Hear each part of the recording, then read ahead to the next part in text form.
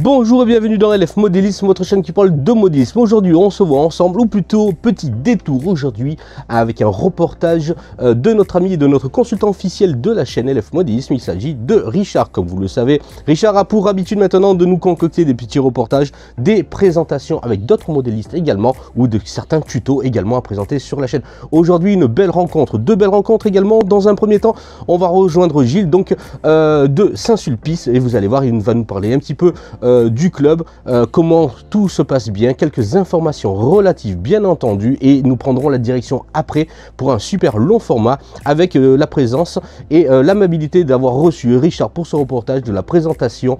Il s'agit de Jackie Noël, concepteur original d'un réseau à l'échelle 0, une superbe échelle qui rend fou et qui émerveille tant petits et grands dans des salons, dans des expositions.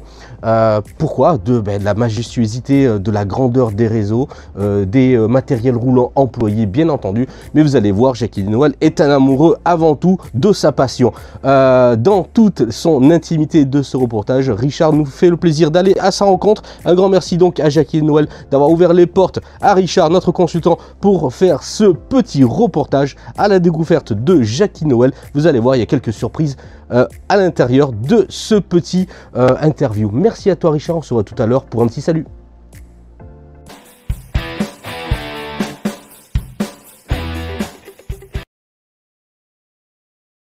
Bonjour, alors chers amis de la chaîne LF Modélisme, avant d'aller chez Jackie Noël pour visiter son réseau à l'échelle 0, on tenait à remercier quelques personnes qui nous ont aidés au niveau de notre club de Saint-Sulpice de Pommeraye, au musée. Donc je vais donner la parole à notre président qui va remercier ces personnes.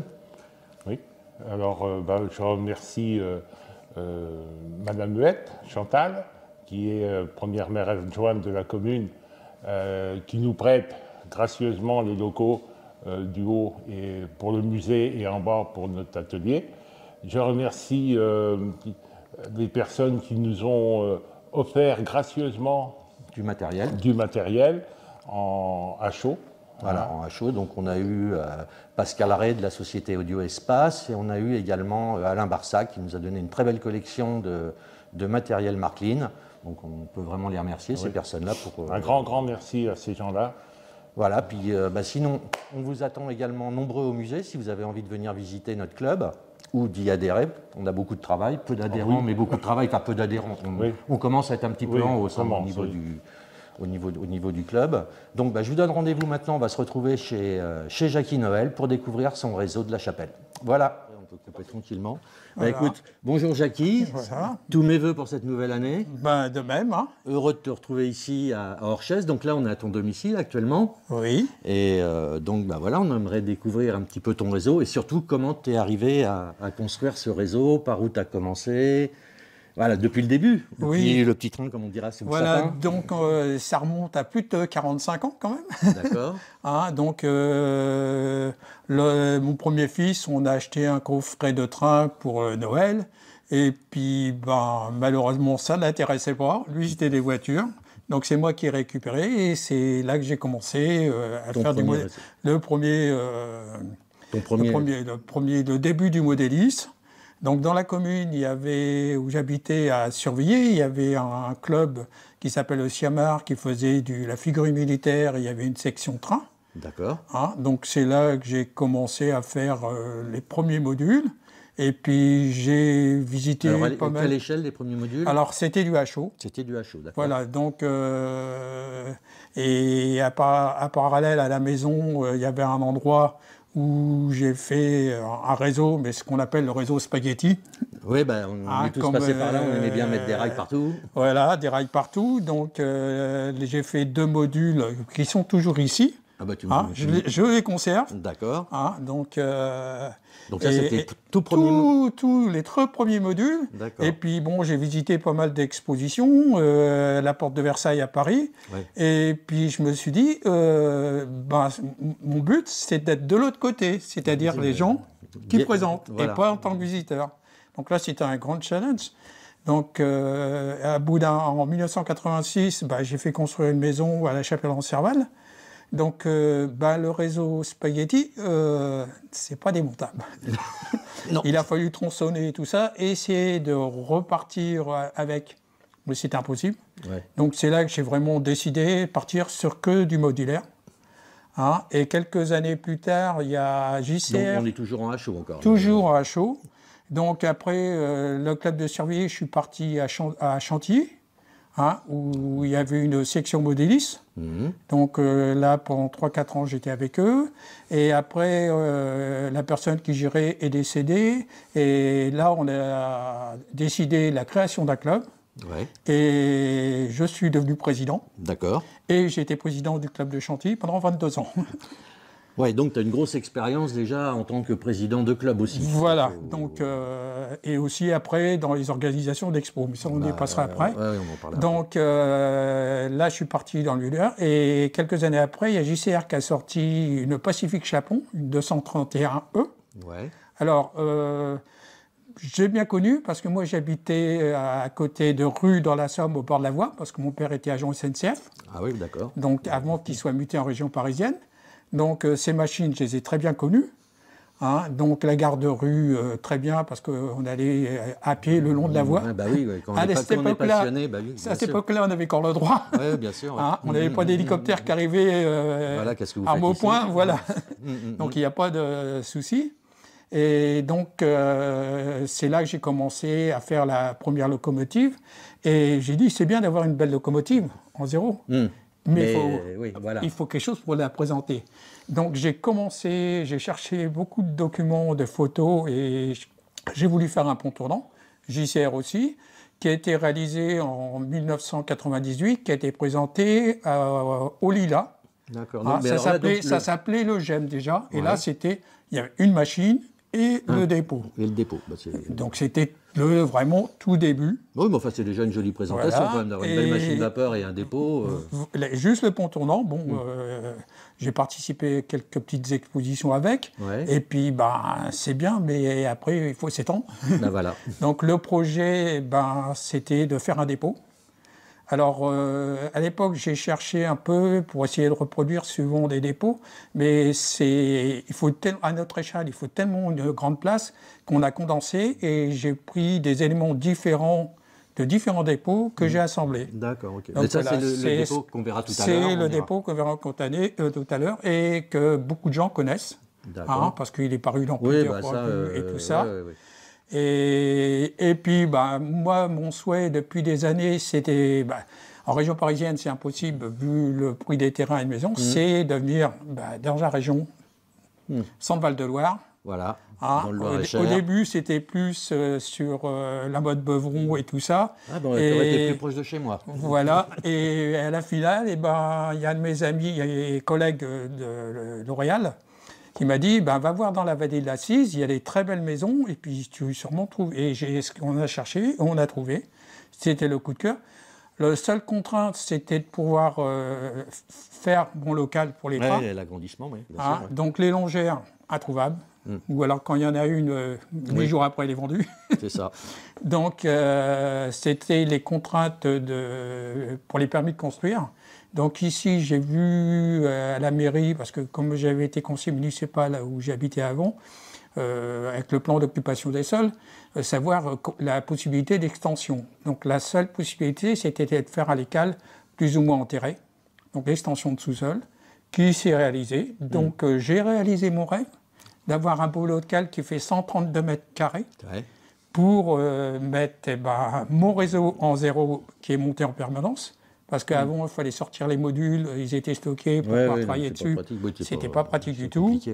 Et j'ai pu mettre mon atelier pour la construction des machines. Parce que moi, ma première passion, c'est quand même de monter les kits. La construction. Voilà, c'est la construction de machines avec leur historique. Et après, aussi, c'est l'accompagnement du réseau. D'accord. Et alors, par rapport à ce local, est-ce que, tu accueilles du public ici ou non? Alors, comment ça se passe? Ça peut être quelqu'un qui est intéressé, un passionné. Quelqu'un qui est intéressé, on peut visiter, mais sur rendez-vous. Oui, parce que c'est pas ouvert au public. Oui, bien sûr. Parce qu'il y a des contraintes d'assurance. Bien sûr, oui. Voilà. Et puis aussi, des fois, il y a des gens mal intentionnés qui viennent faire des repérages. Oui, aussi. Donc c'est pour éviter ce genre de soucis. D'accord. Mais enfin bon, mais sur rendez-vous, t'appelles et puis il peut venir éventuellement voilà, visiter. on peut venir sur rendez-vous voir le local et voir évoluer les trains et discuter. Éventuellement, s'il y a des gens qui veulent débuter, on peut leur donner des conseils. D'accord. Voilà. Bon, bah écoute, on va découvrir.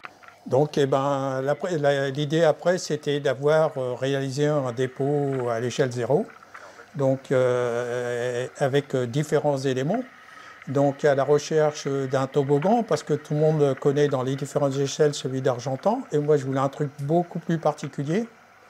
Hein, c'est pareil, c'est dans toujours SNCF Society que j'ai trouvé qu'on s'appelle le toboggan de la plaine Saint-Denis. D'accord.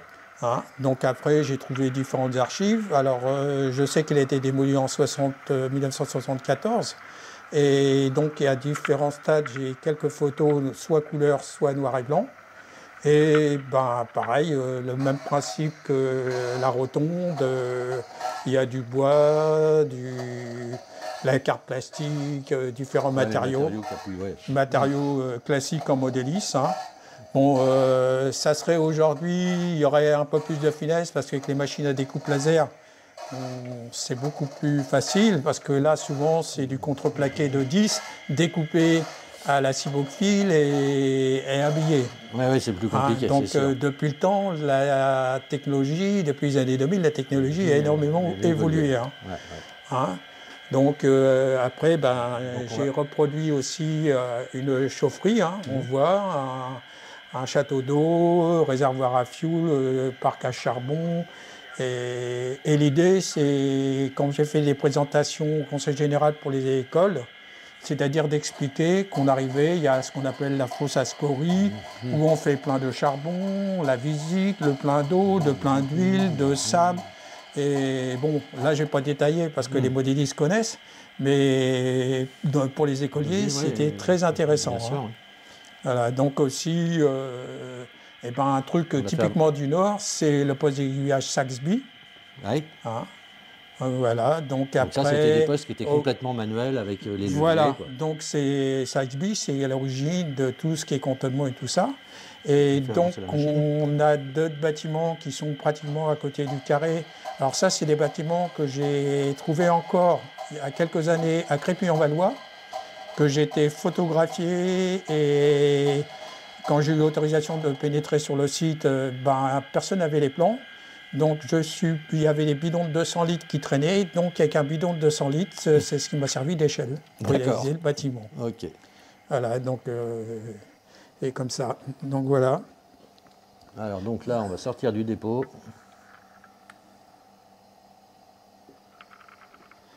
Alors, le problème, c'est quand c'est en repos, il faut réactiver. C'est ça.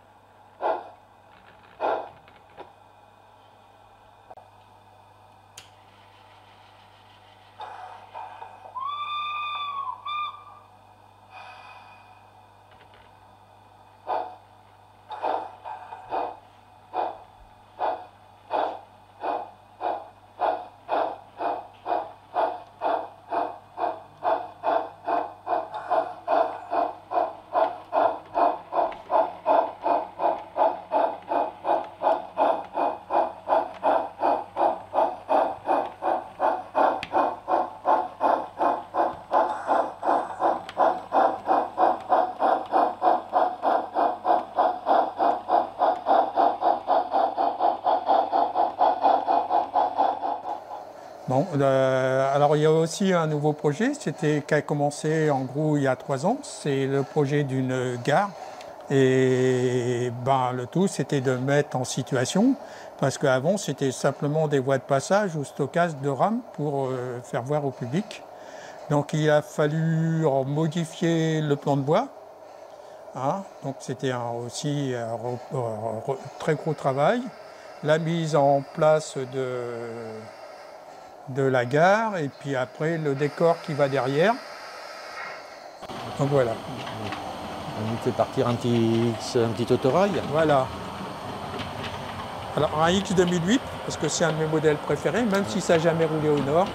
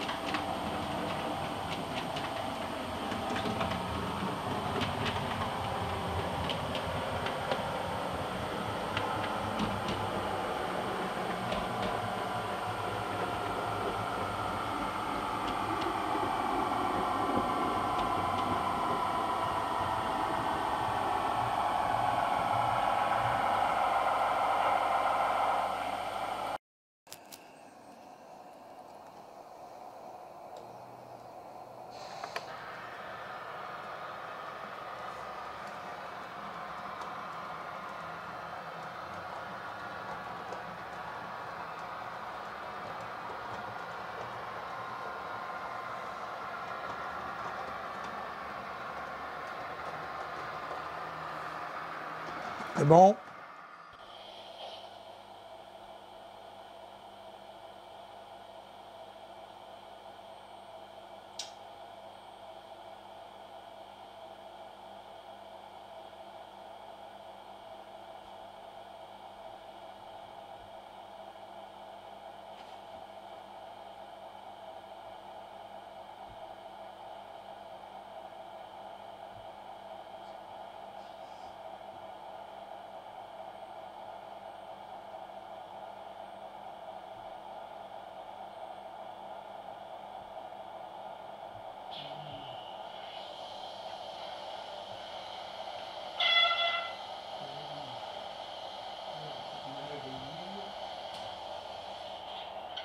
Ok.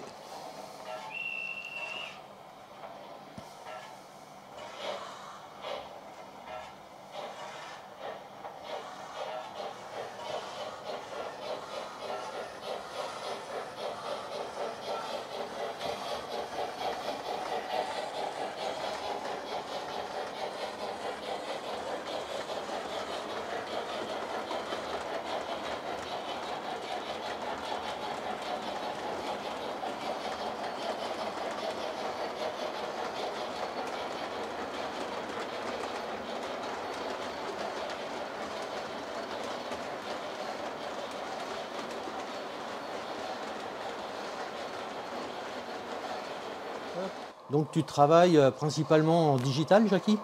Oui. Ouais, et avec une Ecos. Voilà, donc une Ecos. C'est vrai qu'au début, c'était en analogique et le problème, c'est l'investissement pour chaque décodeur. Ouais. Hein, donc au fur et à mesure, et maintenant, disons, plus de 90% de mon parc de véhicules est digitalisé. Hein, il reste encore quelques modèles, plus les modèles en cours de construction que je vais vous présenter après. Hein. Voilà, donc maintenant, principalement en digital. Bon, Par contre, je vais donner une petite explication. Quand je construis mes modèles en zéro, tous les essais d'abord pour l'usure de mécanique, tout fonctionne bien, est fait en analogique, c'est-à-dire pendant une journée, les machines tournent sur le réseau, un coup d'un sens, un coup d'un autre, pour l'usure des roulements, tout se mette bien en place. Hein. Simplement, c'est en gros tous les 2 heures, je mets de l'huile.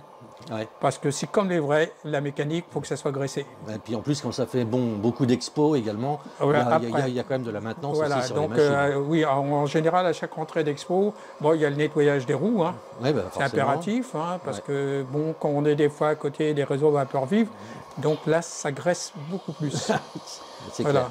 D'accord. Mais il y a toujours ce fameux nettoyage des roues, hein, parce que comme le PN là, qui est à Olivier qui n'est pas là, les commandes se font par pédale, c'est-à-dire quand chaque roue qui passe dessus, ça donne une impulsion électrique, comme en réalité. D'accord, ouais. Et donc, si les roues sont sales, l'impulsion électrique ne se fait pas. D'accord, ok. Voilà. Et là, au niveau digitalisation, donc là, actuellement, tu es en train d'installer sur le TCO donc de l'ECOS Voilà. la schématique Voilà, de ton donc réseau. j'ai quoi. modifié, au lieu d'avoir les tableaux de commande comme je faisais à l'ancienne, c'est tout rapporté sur l'ECOS. Ouais. Hein. Et donc ça m'oblige à faire des modifications, à mettre des cartes pour piloter les moteurs lents. Ouais, bah donc des décodeurs, Parce d'accessoires. que rechanger tous les moteurs tortoises, rien que pour la gare, il y en a 24. Oui, donc Donc c'est quand même des très Voilà. gros investissements. on est bien d'accord. On est Voilà. bien d'accord.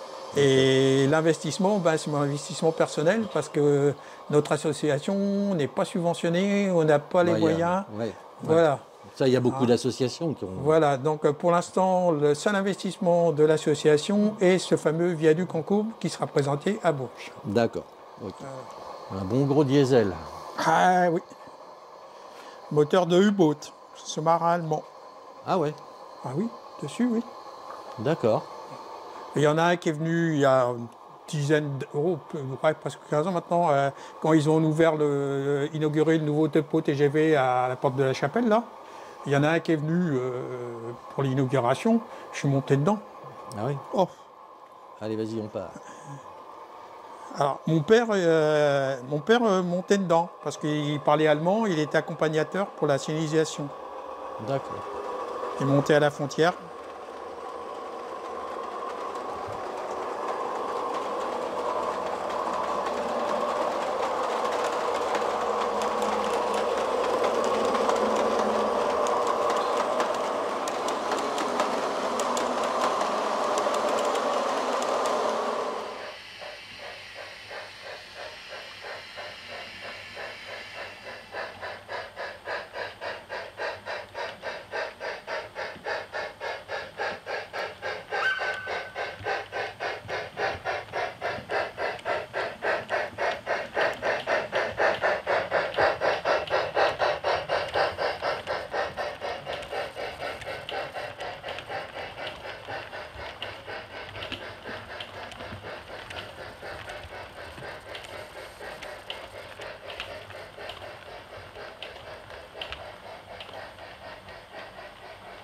Bon, bah écoute, merci Jackie de nous avoir présenté un petit peu toute cette partie réseau.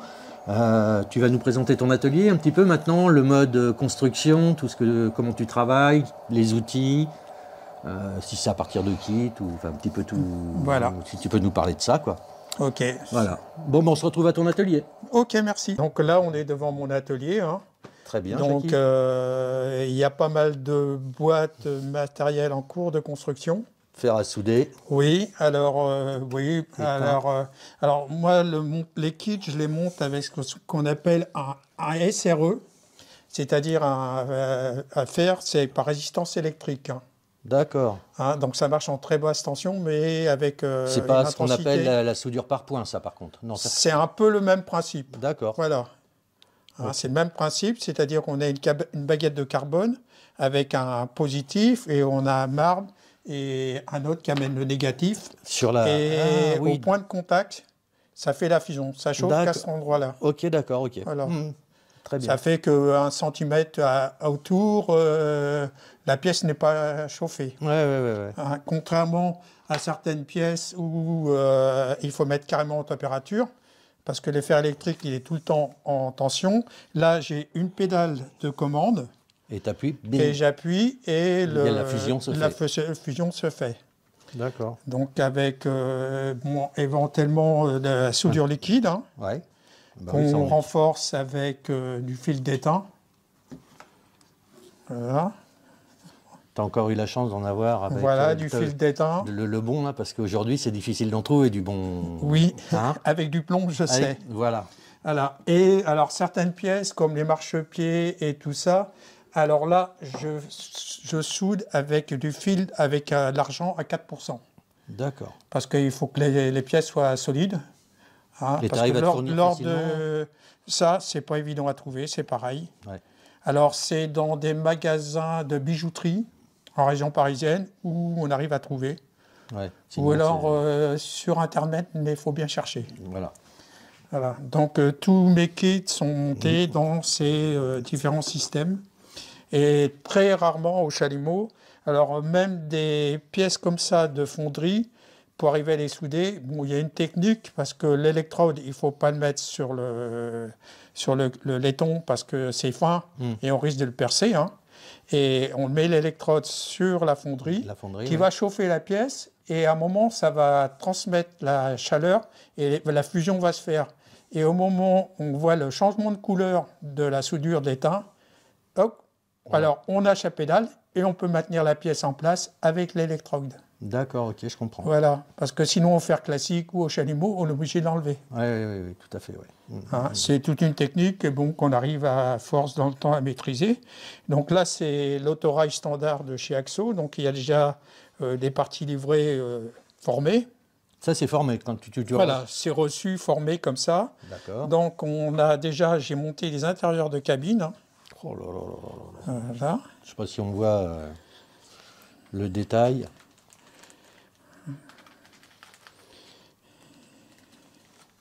Magnifique. Voilà. Et là, on a des sous-ensembles, la pochette. Avec ça, c'est les bogies moteurs. Ah oui. Hein. Donc, il y a des fonderies, il y a le moteur, il y a les roues, la partie photogravure, qui est l'extrémité du châssis. Et... Donc, tout ça, c'est à découper, à mettre en place, à souder. Ah oui. Voilà. Et après, à peindre. Oui, peindre. Avant de peindre, il y a quand même Il y a du boulot avant. Oui, il y a ce qu'on appelle le traitement de surface. Oui. Hein, alors, c'est-à-dire, moi, je passe tous mes machines dans du 909 de chez Parent Michaud. C'est-à-dire, c'est un pacifiant. Hein, et après, pour arrêter l'action chimique, on le trempe dans l'eau. Hein, et normalement, l'avantage, c'est que tous les corps creux, c'est-à-dire les cylindres, des trucs comme ça, comme je perce un peu pour que ça rentre dedans, parce que sinon, le problème, des fois que la soudure, on a ce qu'on appelle des réactions, plusieurs années après, on a ce fameux verre de gris. Donc ça évite ce problème. D'accord. Et après... Et tu fais tout ça ici, là? Oui, j'ai tout ce qu'il faut dans la pièce à côté. D'accord. Hein, donc après, moi je sable les machines avec de la poudre d'alumine. Je passe les couches d'après, alors il en faut moins 2, des après phosphatants, et après les différentes peintures. Ouais. Hein. Alors c'est des acryliques à solvant, alors suivant les couleurs, hein, donc on commence par certaines couleurs, et donc il faut faire les masquages. Hein. Bien sûr. Donc tout le monde connaît. Oui, ça on connaît, oui.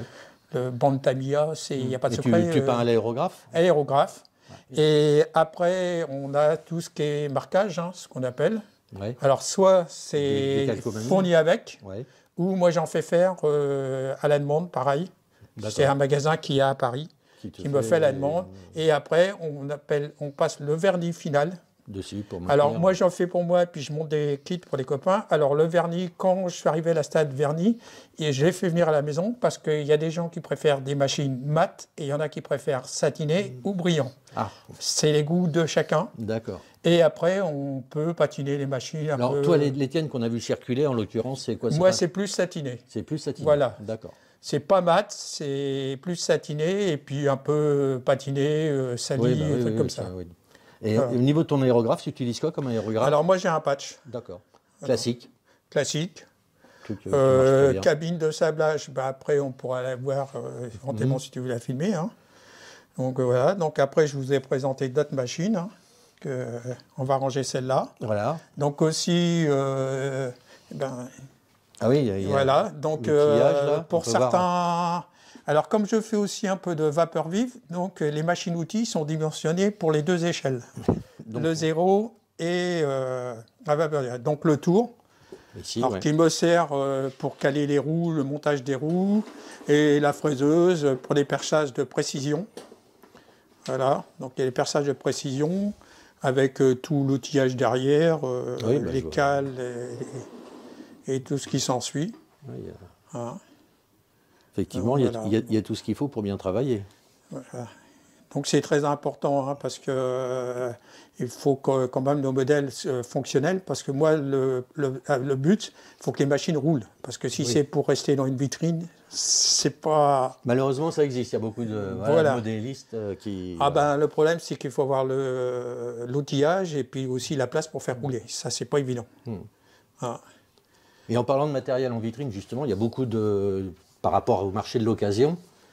Ça fonctionne comment l'occasion en zéro alors, l'occasion zéro, alors ça, il y a les gens achètent, surtout dans le milieu du kit, les gens achètent des kits. Alors en général, bon, je sais qu'avec certains artisans que j'ai discuté, sur 100 kits vendus, il y en a une vingtaine, à peine 20 qui sont montés et qui sont fonctionnels. D'accord. Donc c'est pour ça, quelques années après, des fois 15, 20 ans après, on retrouve des kits sur les marchés. Sur le marché de l'occasion. Bon, ce qu'il faut faire attention, c'est que certains artisans à une époque, les kits n'étaient pas tout à fait complets.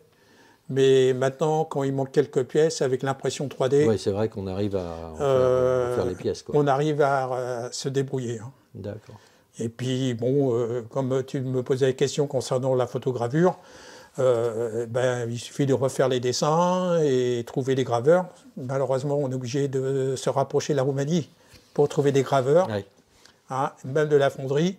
Ah oui. Hein, parce que pour les travails à façon, on a des entreprises françaises qui travaillent, mais il faut que ce soit des grosses quantités. Oui.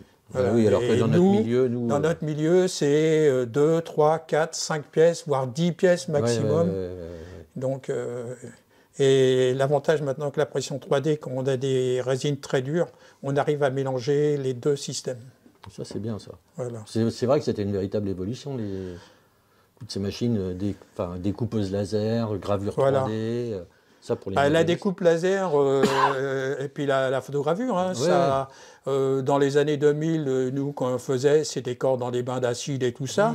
Maintenant, c'est comme une photocopieuse. Hein. On fournit un film qui est numérisé, qui passe. Il y a les plaques de métal, ça passe 2 ou 3 fois par-dessus, puis ça y est, c'est fait. Hein, les systèmes ont énormément évolué. C'est pour ça qu'il y a beaucoup d'artisans qui faisaient les gravures qui ont disparu. D'accord. Hein. Ok. Bon, écoute, merci de nous avoir parlé un petit peu de ton atelier, comment ça se passait. Super. Et puis aussi, là, bon, il y a une autre partie de l'atelier qui est à droite. Ouais, qui est la partie informatique, on va dire. C'est la partie informatique, c'est là où je digitalise les modèles.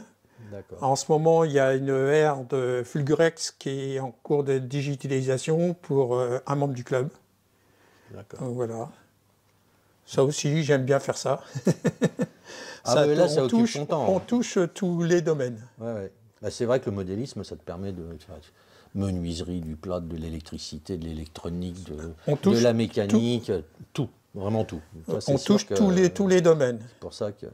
Hein, on fait aussi bien de la recherche, c'est de la culture, hein, parce que des fois on me dit ouais, mais bon, on fait. Oui, tout à fait. On a du mal, certaines personnes ont du mal que c'est de la culture. Ben oui, parce qu'on fait des recherches historiques. Tout à fait. Hein, donc on recherche des photos, beaucoup de documents. Hein, donc ce qui est appréciable maintenant, c'est que la SNCF a un service historique, donc on arrive à avoir des renseignements depuis quelques années. Avant, c'était pas évident. Non, moi, je sais qu'avec les services communication, j'ai beaucoup d'archives, j'ai de plans là où il y a tous mes revues, tout ça, les collections. Bon, c'est pas. Ouais. Voilà. Bon, voilà. Donc aussi une autre partie. En ce moment là, il y a 2 BB 63000, 2 versions différentes, un moteur Sulzer et MGO. Donc la partie montage est terminée et tout ce qui est couche d'après et tout, et certains ont commencé. Et bon, le restant de la peinture sera fait au printemps parce qu'en ce moment, il fait trop froid et l'humidité. Alors le problème avec l'humidité, c'est que les peintures blanchissent. Donc c'est pour ça que ça sera repris au printemps quand il fera meilleur. Wow. Ah, franchement. Voilà. Un vrai travail. Hein. Et un autre bougie terminé. Donc la version brute et la version... Et la version terminée avec les motorisations et suspensions comme les vrais. Voilà. Ah oui, la motorisation, c'est dans le bogie moteur. Magnifique. Et on a une suspension fonctionnelle comme en réalité. Wow. Ouais, superbe. Voilà. Donc là, c'est pareil, on ne compte pas les heures de réalisation. Non, j'imagine. Voilà. J'imagine. Donc là, il y en a un et il y en a encore 3 autres à faire. Eh ben, écoute, bon courage. Bon courage. Voilà.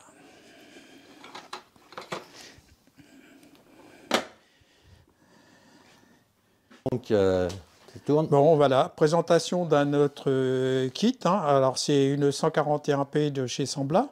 Donc là, le tender est déjà terminé. Hein. Il ne restera plus que les plaques à mettre et éventuellement les filets en peinture. Le marquage à l'arrière. Et le châssis qui est terminé aussi, hein, avec toute la partie de distribution intérieure.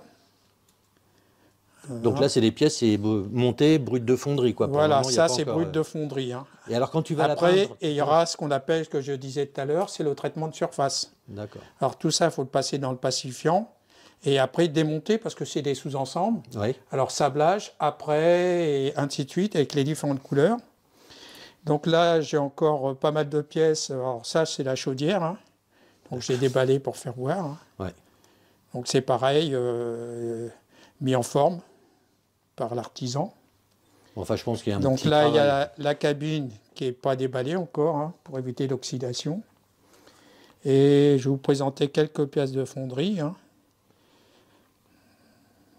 Voilà. Alors ici, c'est le support de chaudière à l'avant. Hein, encore un réservoir d'air. Une pompe pour alimenter l'eau, turbodynamo, et un compresseur. Voilà. Donc là, ici, ce sont les pièces qui concernent le foyer. Donc c'est pareil, il faut enlever tous les... Oui, bah, dégrappés comme dégrappés et tout. Voilà. Donc là, c'est énormément de pièces. Alors tout ça, c'est montage à la soudure. Voilà, tout ça, c'est soudure par résistance. Là, on a la porte de boîte à fumer, on a les cheminées, et voilà, ce qui va à l'intérieur aussi. Là, Où il y aura, sur quelques centimètres, les tubes à souder comme en réalité. D'accord. Voilà. Donc, il y a encore quelques heures de travail. Bon, par contre, à ton échelle, on arrive à trouver comme du matériel qui est fabriqué, qu'on peut... Oui. Oui. Voilà, donc maintenant, on commence à trouver, comme la société Creso ou Axo, où on peut trouver des machines... prêtes à rouler. Prêtes à rouler. Mélangeant le châssis métal et caisse en plastique. Ouais. Hein, sinon, après, on a 2 ou 3 marques qui vendent du matériel tout monté en zéro, tous les tons. Marklin, non Non, on a Fulgurex. Fulgurex. On a l'Ematec. Voilà, donc il y a aussi la marque Modelbex qui fait le 0 et le 1,32. D'accord. Hein, et après, Marklin, non, parce que lui, il fait que du 1,32, il ne fait pas du 0. Il y a Lens. Donc là, c'est du matériel allemand, certains sont francisés, mais bon, comme c'est le 45e, tout le monde... Moi, ça ne me gêne pas de faire rouler. Sur le réseau, tout à l'heure, on a fait rouler les voitures qui étaient au 45e. Hein, si on met tout ensemble, ça ne se voit pas. D'accord. Par contre, si on mélange 2 marques, ça se voit. Ça se voit. Il faut que ça reste homogène pour pas que ça se voie. Donc voilà. Bon, bah écoute, merci pour la visite de l'atelier. Hein, c'était... Donc il y a aussi en réserve, il y a le stock de fils, de barres, de laiton, de tubes. Oui, bah oui. Voilà. Donc il faut toujours en avoir d'avance parce que des fois, bon, il nous en manque un peu. Hein. Et là, pour l'instant, il y a 1, 2, 3, 4, parce que là aussi, il y a Correctit, 5 kits en cours de construction. Et tu utilises quoi comme peinture avec l'aérographe? Alors, moi, j'utilise des AMF 87, des acryliques à solvant. D'accord. Hein, les peintures à l'eau, j'ai essayé de tester. Je ne suis pas satisfait du résultat. Non, mais la MF87, effectivement, c'est quand même bien. Et puis ils ont toute la gamme SNCF. Voilà. Hein, et sur demande, on peut faire des peintures, des couleurs comme le TE. Le rouge a été fait sur demande. D'accord. Hein, il suffit de donner la référence RAL. Et bon, moyennant une certaine quantité, mais c'est faisable. D'avoir des couleurs spécifiques sur demande. Okay. Du moment qu'on en prend une certaine quantité.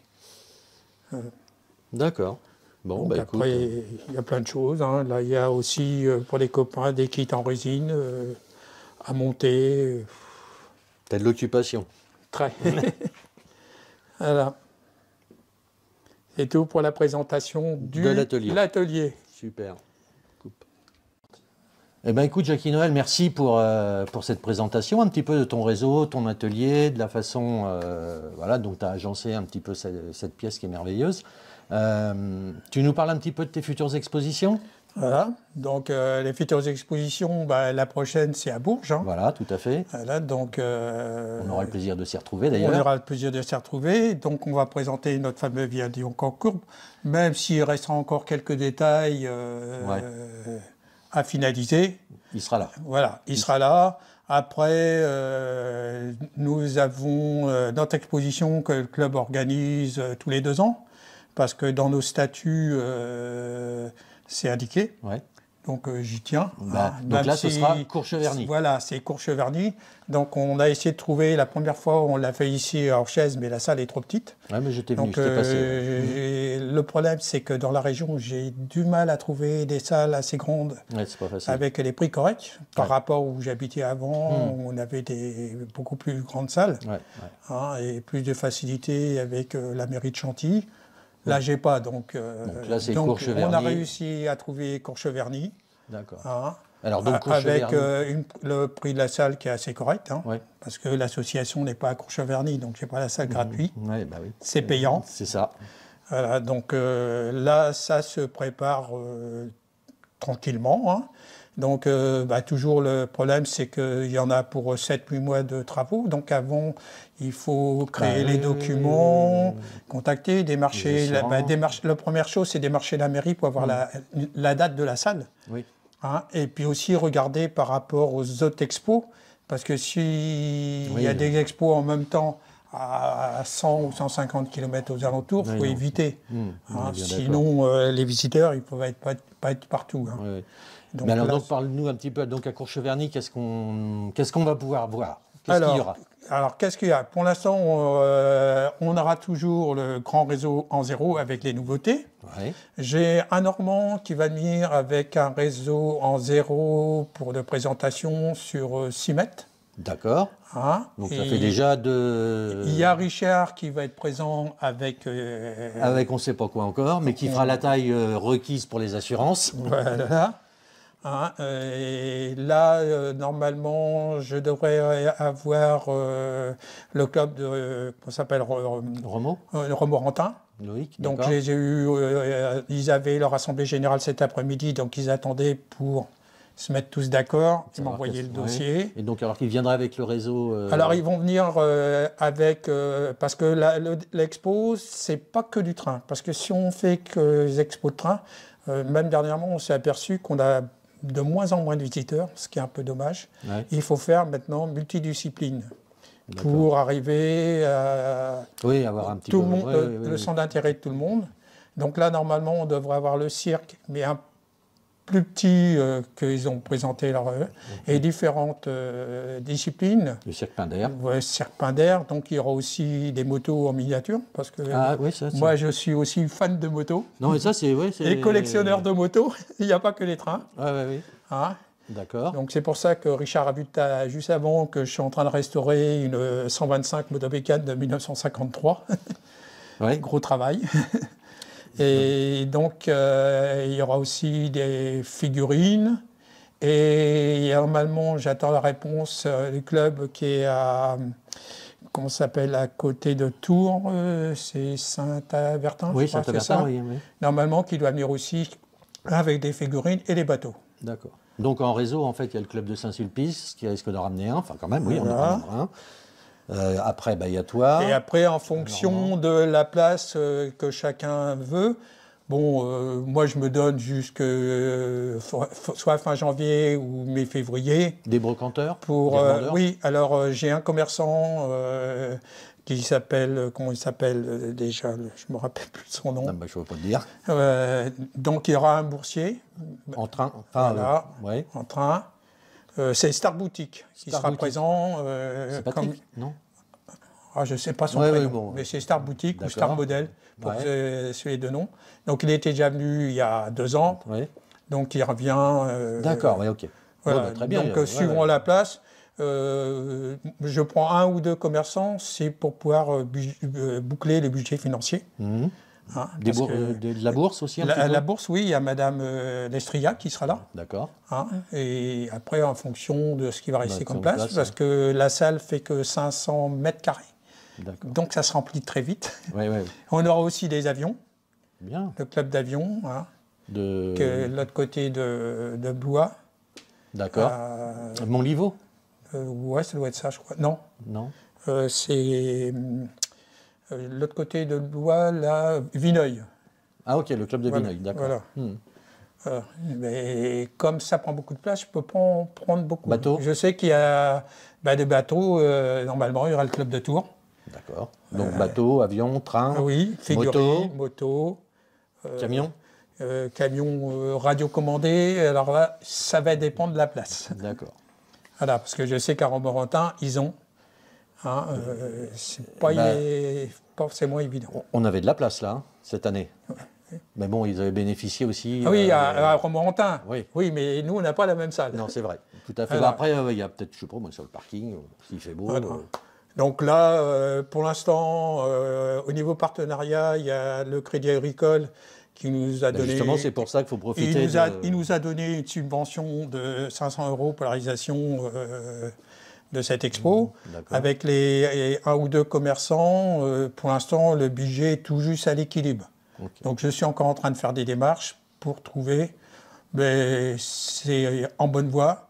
Donc le but, c'est qu'à l'ouverture, les comptes soient équilibrés. D'accord. Donc profites-en pour faire un appel aux dons.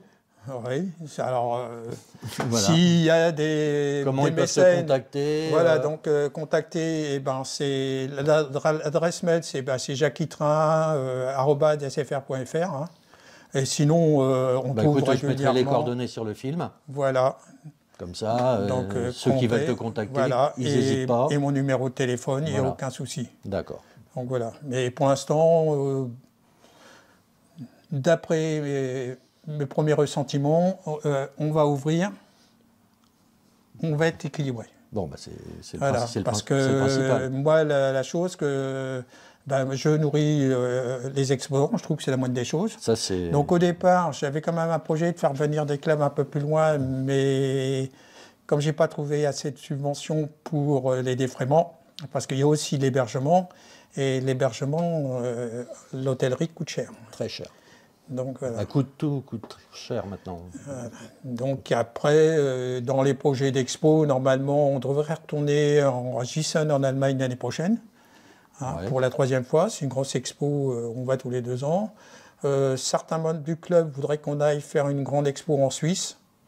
Alors, c'est des démarches qui sont un peu plus complexes parce qu'au niveau documents, assez compliqué. D'accord.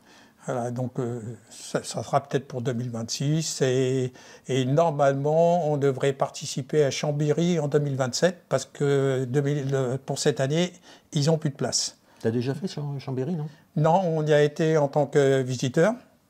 Hein, et c'est une très très belle expo. Oui, apparemment. Voilà, donc c'est pour ça que là, qu'on était à Dreux, à Rai Expo, on a rencontré l'organisateur qui est d'accord pour qu'on vienne en 2027. Bon, bah, super, voilà. Des beaux projets. Oui, donc... Et peut-être Orléans en 2027. Oui, pour l'instant, aucune nouvelle. Donc, parce qu'on vient d'avoir une demande pour aller début novembre à Friedrichshafen en Allemagne. Alors là, c'est pratiquement où il y a l'Autriche, la Suisse et l'Allemagne. Donc, très grosse expo. Ouais. Et là, il faut que les membres du club soient d'accord parce qu'il faut quand même 5 à 6 personnes. Et les dossiers, c'est pareil. Il y a le problème de la langue, même si maintenant on arrive à traduire sans problème. D'accord. Hein, mais c'est toujours un problème d'organisation et le transport. Parce que rien que le transport de notre réseau, oui, alors comment ça se passe, le transport ? Et il y en a presque 14 mètres cubes. Et donc il y a une énorme remorque de 9 mètres cubes, mon véhicule, un camion, Mercedes, et une voiture pour emmener les gens. Donc ça représente un budget quand même. Oui, voilà.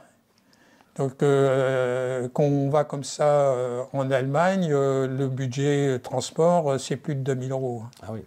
Rien qu'en prenant le carburant et l'autoroute. Hein. Ah oui, d'accord. Donc c'est un coût. Bon. Et puis après, ils prennent aussi l'hébergement en charge. Ça c'est bien. C'est pas le cas de toutes les expos.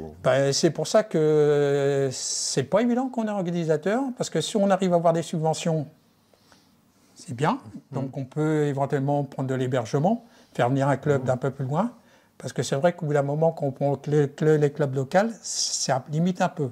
Donc là, j'ai essayé de changer parce que j'avais pris d'autres clubs il y a 1 an et demi pour venir. Et j'ai essayé de trouver un peu pour pas présenter la même chose. La même chose. Voilà. À part notre réseau avec l'évolution. Ouais. D'accord. Bon, écoute, Jackie, merci. Voilà. Pour cette belle après-midi passée ensemble. Et cette expo là à Courcheverny, depuis le temps, alors ça sera la 2e qu'on fait à Courcheverny, et pour moi personnellement, ça sera la 17e que j'organise. Ah bravo. Voilà. Bravo. Donc, écoute, principalement à Chantilly et à la Chapelle en Serval. Écoute, je te remercie pour cet après-midi qu'on a passé ensemble à découvrir ton réseau, tes activités et puis tes projets. Voilà. Donc on se retrouve très bientôt. Ok, moi je vous remercie de votre visite et puis ce petit reportage. Merci. Voilà. Allez.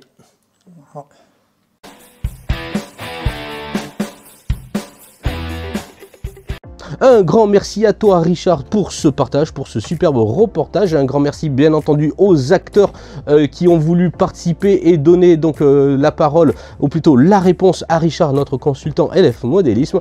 Vous avez vu, c'était vraiment en toute intimité, c'était vraiment sympathique. Un grand merci donc en préambule à Gilles et à Jackie Noël ensuite pour ce reportage. Richard, super, tu étais parfait. On se dit à bientôt. Moi je vous dis prenez soin de vous, n'hésitez pas à communiquer entre vous, à partager, à commenter cette vidéo tout simplement. C'était vraiment une superbe rencontre. Le 0 tout simplement magnifique, majestueusement grand mais efficace. Prenez soin de vous, à ciao ciao, bientôt.